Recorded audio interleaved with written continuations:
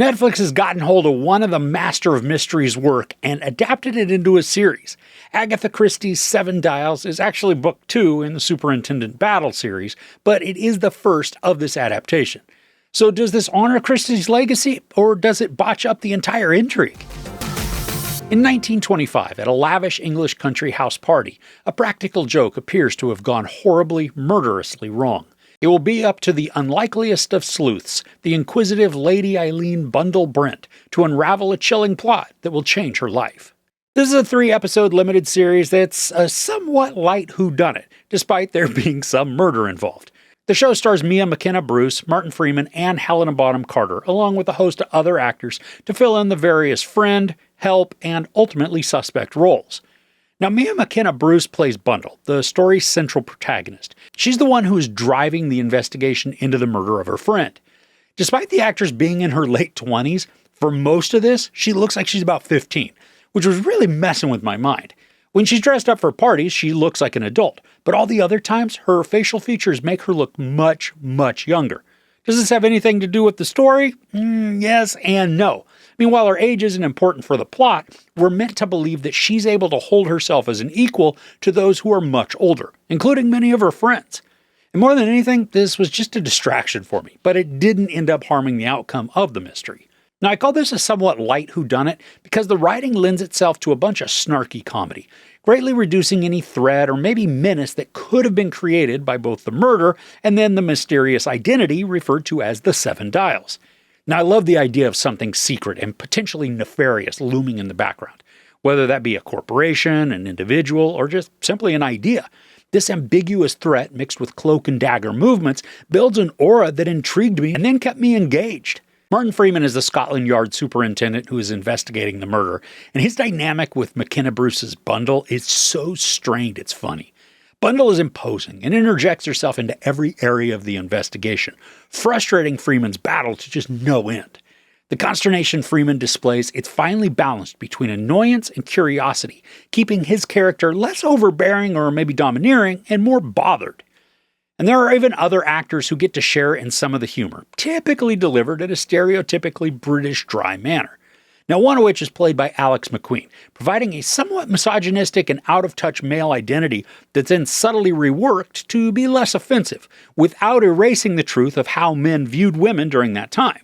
Now, he's bumbling, and mostly an oaf, but his awkwardness allows him to be the butt of his own jokes, creating laughs at his own expense. But the absolute standout in the cast when it comes to sarcasm and an F-it-all attitude is Helena Bonham Carter's Lady Caterham, who's mum to Bundle. Now, Carter is kind of my spirit animal. She doesn't like to go outside, doesn't enjoy people, and generally just can't be bothered to care.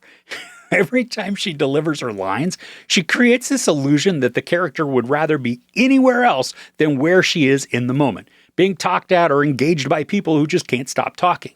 Now, I wish her character had more screen time than what was given because she's dreadfully cynical and even testy. Now, when it comes to the actual murder mystery portion of the narrative, the plot isn't nearly as convoluted as Christie's masterpiece And Then There Were None. The culprits are mildly obvious, but not so blatant that it's predictable from the outset. There's enough contained in the writing that does allow for some doubt to be built and maybe some wrong assumptions to be made. But I don't think your mind is going to melt when everything has been revealed. I do wish the story had been more clever, and maybe the book itself is, but for this adaptation, the series hinges more on being engaged with the characters and then kind of interested in the mystery, rather than being consumed with the riddles that are then augmented by a talented cast. I mean, I think that even with some of the predictability, the largest shortcoming of the series is that portions are laid out for us in a choppy manner. We bounce around locations, even time periods, in a way that just feels less cohesive than it should, providing some vague glimpses into situations and previous encounters without any context for why these scenes are included. Now, going back to the idea of the Seven Dials, while it is a great concept and it's a nice addition to the overall puzzle, we don't get much in the way of its presence. From what's introduced and then uncovered, the narrative made it seem as though there would be a much more weighty outcome and reveal than what we end up getting. Now, from a production standpoint, this is a wonderful looking set. The manor house is massive and sprawling, and the countrysides, they're just rolling and lushly green. But the filming, it also employs some odd angles in several scenes that I can only guess were done to make us feel a bit off-kilter or uncomfortable. And it worked. It's not like these were such awkward shots that they stood out as poorly constructed.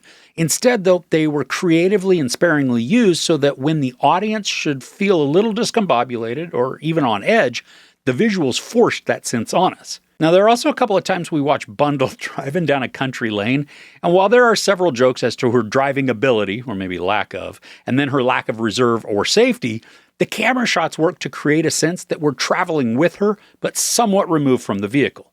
That's not a new or novel technique, but it was a bit strange when it's used within this time period.